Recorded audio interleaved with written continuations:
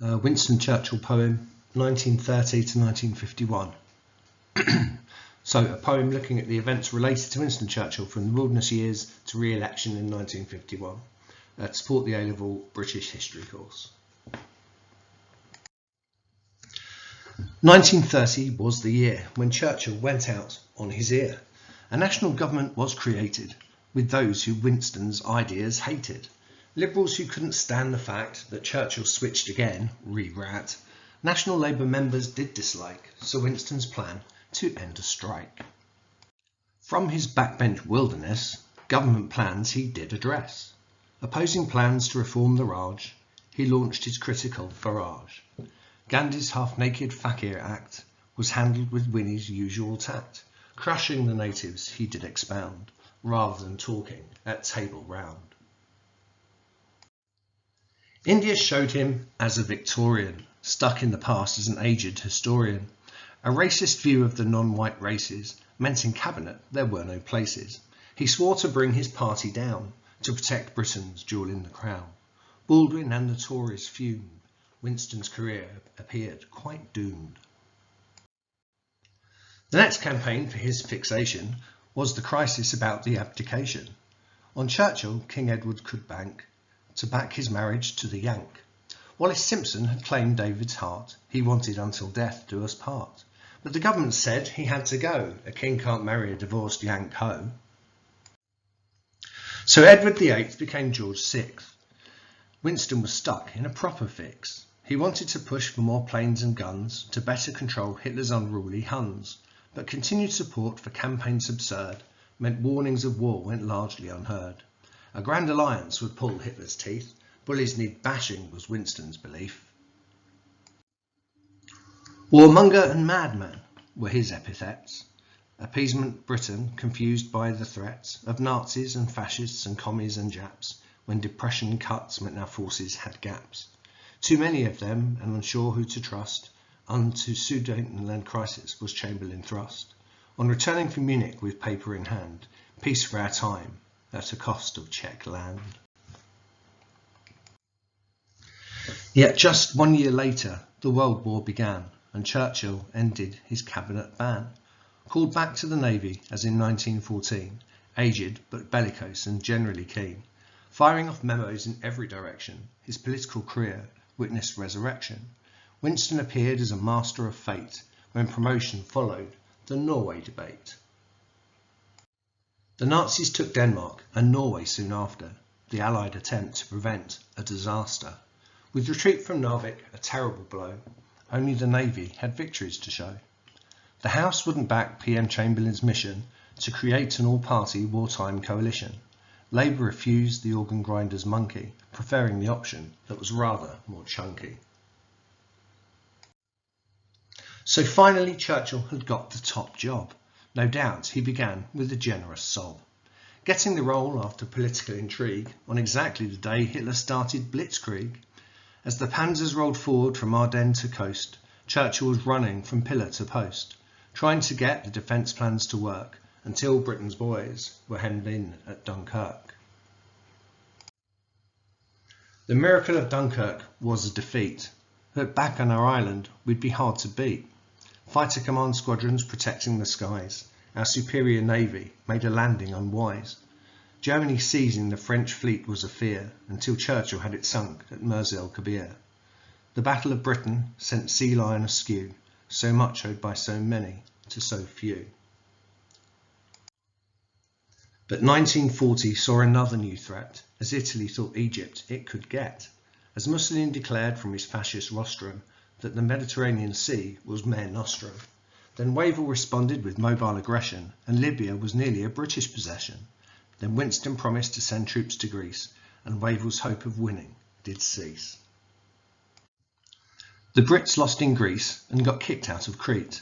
Then Rommel's advance also led to defeat. The British fell back, but Tobruk held on fast, as the Aussie defenders fought on to the last. Till Wavell's replacement, the York, got in favour by launching his own offensive Crusader. Back and forth crossing African deserts they flow, in what was no more than a minor sideshow. Barbarossa was Adolf's main operation. that gave Winston Churchill some small celebration. The Nazis were fighting the communists now. Britain's support Win was quick to avow. With lend-lease support from Roosevelt flowing, Churchill's hope of American entry was growing. Promises of freedom and trade he did barter to secure with the States the Atlantic Charter. Setbacks did follow, both British and Russian, as both faced retreat at the hands of the Prussian. In December near Moscow the Germans did reach, until Russia's half-winter a lesson did teach. The Red Army countered for 100 miles, frostbite and hunger increased German trials. Then Churchill was served a dish bittersweet, as the Japanese bombed the American fleet. Pearl Harbor started a new Jap advance. On a shattering blow, Yamamoto did chance. Into Malaya and the Philippines too, rising some flags on a wind of fear blew. Singapore fell, and then much of Burma. India's next, the faint-hearted did murmur. But just 6 months later, to Japanese dismay, 4 of their fleet carriers were sunk at Midway. Churchill was pleased that the States were at war. Germany first, no surrender, they swore. Roosevelt and Stalin for a second front pressed. Churchill believed and made strategy best. As Britain retreated to El Alamein, Churchill decided to sack generals again. Auchinleck went and Montgomery took charge. He wouldn't attack till his numbers were large. In Russia the Germans pushed south in hot blue. More Soviet armies the panzers cut through. Onto the oil fields and near Stalingrad. Not one step back for the Russian comrade. Blitzkrieg was over and street fighting grew. Yet despite heavy losses they could not break through. Reds held the riverbank and wouldn't give ground, whilst planning a counter to 6th Army surround. In Africa Monty was finally set to remove from Egypt the Axis threat. At Alamein British artillery did pound. Desert Fox Rommel was forced to give ground. The Allies, it seemed, were finally winning. This is not the end, but the end of beginning. Proof that Winston was getting his way. America's torch landings were then underway. The Allies were working together as planned. 8th Air Force attacking with bomber command. Americans in daytime and British at night, attempting to set German cities alight. A firestorm in Hamburg, carpet bombing the Ruhr, yet few crews were able to survive their tour. To protect the Reich, the Luftwaffe deployed, meeting P-51 Mustangs, German fighters destroyed. Onward to Sicily went Eisenhower's troops. Agents had the Wehrmacht jumping through hoops. Hitler sent panzers at Kursk to attack. Zhukov's planning saw the Hun tanks thrown back. When the Allies on mainland Italy landed, Italy's surrender to the Allies was handed. Yet Churchill's invasion was not cheap on expense. The Germans built up a strong line of defence. After numerous visits to Roosevelt and Stalin, Winston attended one they were all in. At Tehran the big three did finally meet to plan how they'd secure the German defeat. Winston was put out by Franklin's refusal to work on a joint plan for Stalin's perusal. Churchill's leadership role was bid adieu, as the big three became more and more the big two.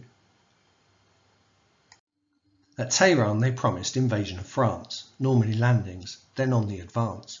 The landings went in despite Churchill's fears, a successful invasion that prompted great cheers. The command of the landings America took, despite the desires of both Churchill and Brooke. But Ike gave his deputy roles to the Brits, sharing the glory in the war against Fritz. German defence proved a hard nut to crack, but after Falaise they fell rapidly back. Winston backed Monty's audacious plan to capture bridges under which the Rhine ran. To get into Germany before defences could harden led to the disaster that was Market Garden. Off in the east, Soviets steamrolled on. Eastern Europe had fallen. The result was foregone. Yet Winston was back on a trip to Moscow, trading for influence with his future foe. A percentage agreement with Stalin was signed. Romania and Bulgaria were with Russia aligned, but Britain got Greece in a move somewhat shifty, whilst Yugoslavia and Hungary were split 50-50. No mention of Poland, where both wanted to alter their opponent's position, then decided at Yalta. Once again Churchill flew to meet Joe. By the Black Sea lots of vodka did flow. Franklin was fading, he wouldn't last long. A United Nations was what he focused on. So Poland was left to Uncle Joe's mercy. Abandoning Warsaw brought Churchill controversy. But Red Army troops in their millions had died, so Eastern Europe was to be occupied. Shortly thereafter, old FDR died. Churchill stood up, spoke well, and then cried. Truman took over the office of state. Hitler in his Berlin bunker met fate. The Third Reich was over, and Nazism dead. Defeating Japan would mean more blood was shed. At Potsdam, Truman announced bombs atomic. Stalin pretended surprise, which was comic. Winston at Potsdam did not see the end. To political will, the war leader did bend. Voted from office after 5 war-torn years, with cries of "Vote Labour" ring in his ears. The people adopted with considerable weight to support a health service and full welfare state. Winston's campaign failed the voters to reach, picking on Attlee with the Gestapo speech. Back in opposition, he clung on to power, leaving Anthony Eden feeling quite sour. Still capable of driving Joe Stalin to fury with Iron Curtain speeches in Fulton, Missouri. Still waking to whiskey with champagne to follow. Into the history of World War II he did wallow. His 6-volume epic makes him seem quite effective, but remember folks, it ain't exactly objective. Thank you very much.